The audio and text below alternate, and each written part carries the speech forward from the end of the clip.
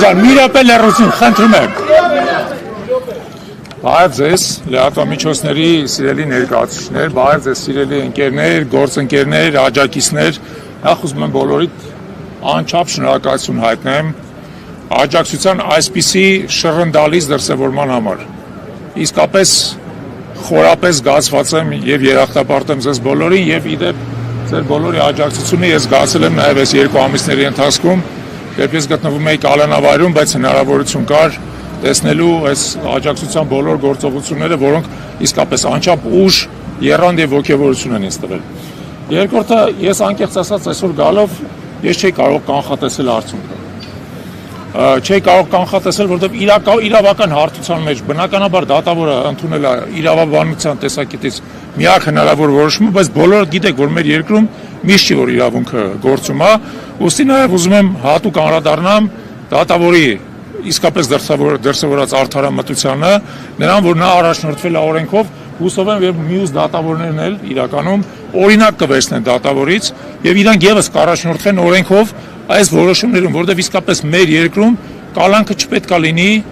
պատժի եւ նաեւ խոշտանգման միջոց։ Ասեմ ձեզ անկեղծ նորմալ մարդու համար կալանքը այն կալանավայրերում, որոնք մենք ունենք, որոնք գերբնակեցված են, կեղտոտ են, հակասանիտարական են եւ այլն, դրանք խոշտանգման միջոց են։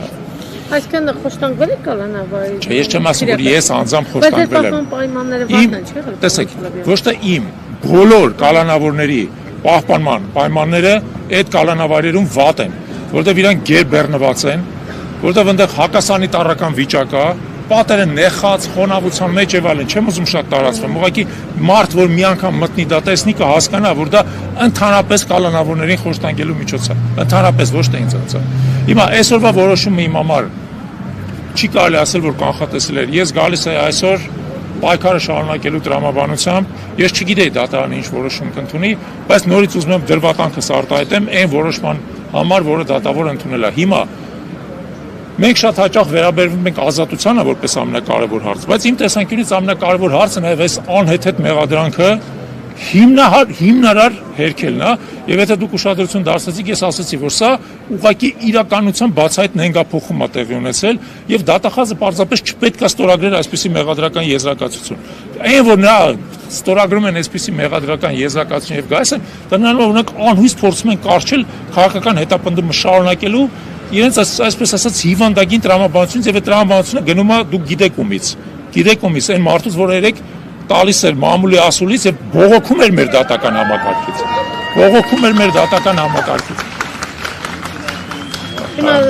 Ազատության մեջ դեր հաջող։ Ազատության մեջ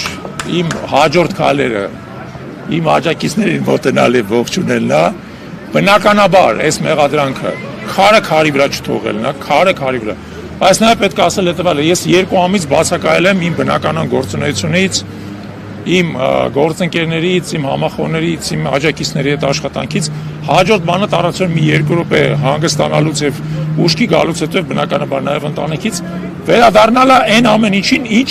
մեր կյանքն է, մեր կներեք գործունեությունն է, մեր պայքարն է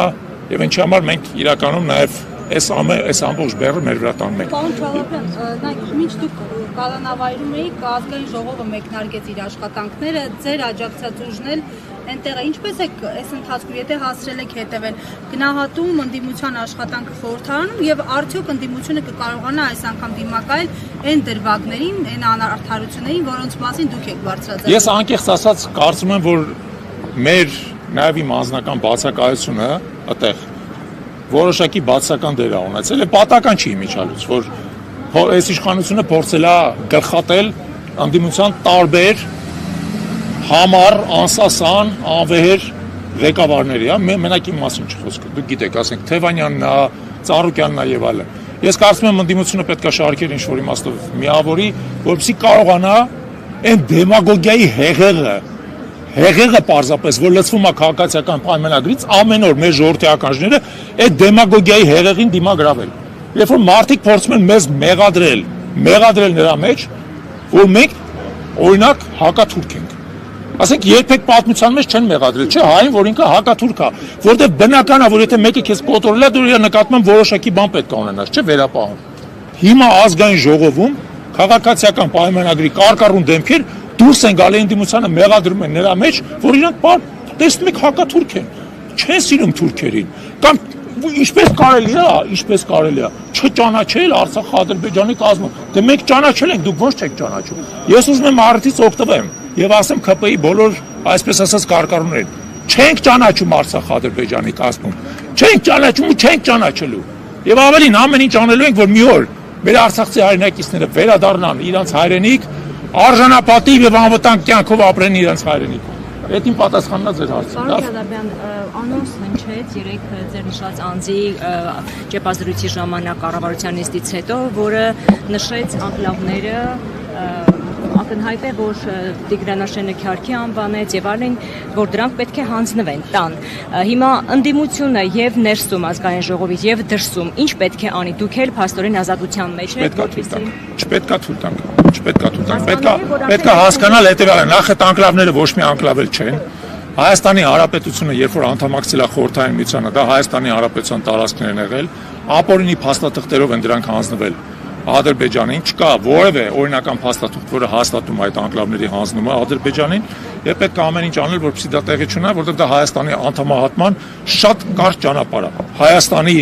կենտրոնական մասը Սյունիքից է Վայոց ձորից կտրելու շատ կարճ ճանապարհ է։ Պետք է դա թույլ չտալ։ Եկեք այսօր դրանով սահմանափակվեմ, էլի հաշվի առեք, որ 2 ամիս այնուամենայնիվ եղել են բանից դուրս շրջապատում։ Շնորհակալություն։